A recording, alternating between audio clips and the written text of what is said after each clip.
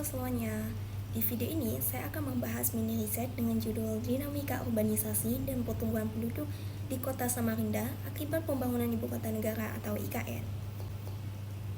Topik ini menarik karena pembangunan IKN tidak hanya berdampak di lokasi utamanya, tetapi juga ke kota-kota di sekitarnya, termasuk Samarinda. Seperti yang kita ketahui, urbanisasi di Indonesia terus meningkat, apalagi dengan adanya pembangunan besar seperti IKN di Kalimantan Timur. Kota Samarinda sebagai ibu kota provinsi menjadi salah satu daerah yang merasakan dampaknya secara langsung. Banyak penduduk dari daerah lain datang ke Samarinda untuk mencari peluang kerja dan kehidupan yang lebih baik. Akibatnya, jumlah penduduk meningkat cukup cepat dan membawa perubahan di berbagai aspek, baik sosial, ekonomi, maupun lingkungan.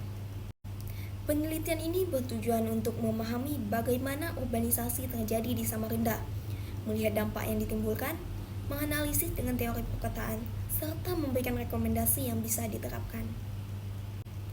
Saat ini, jumlah penduduk kota Samarinda sudah mencapai lebih dari 800.000 jiwa dan terus bertambah setiap tahunnya.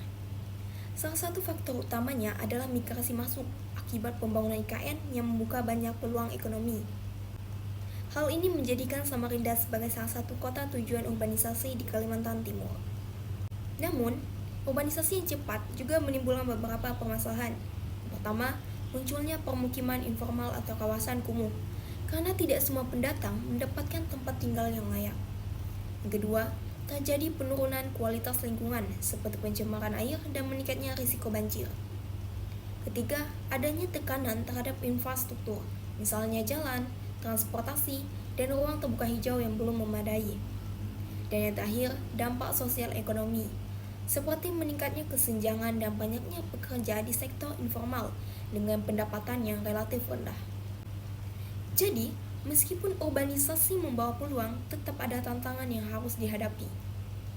Fenomena ini bisa dijelaskan melalui beberapa teori. Yang pertama ada teori urban growth, menjelaskan bahwa pertumbuhan kota terjadi karena peningkatan populasi dan aktivitas ekonomi. Kemudian teori Vargas menunjukkan bagaimana kota berkembang dari pusat ke pinggiran. Sementara teori Harris Ullman menjelaskan bahwa kota bisa memiliki banyak pusat aktivitas baru yang dalam kasus ini dipengaruhi oleh pembangunan IKN. Selain itu, konsep good governance juga penting agar pengelolaan kota bisa lebih terarah, transparan, dan berkelanjutan. Dapat disimpulkan bahwa pembangunan IKN memberikan dampak besar terhadap urbanisasi di kota Samarinda. Dampaknya tidak hanya positif dalam bentuk peluang ekonomi, tetapi juga negatif seperti masalah lingkungan, pemukiman, dan infrastruktur. Oleh karena itu, diperlukan perencanaan kota yang baik dan penerapan prinsip good governance agar pertumbuhan kota bisa tetap terkendali dan berkelanjutan. Sekian penjelasan dari mini riset saya. Sekian, terima kasih.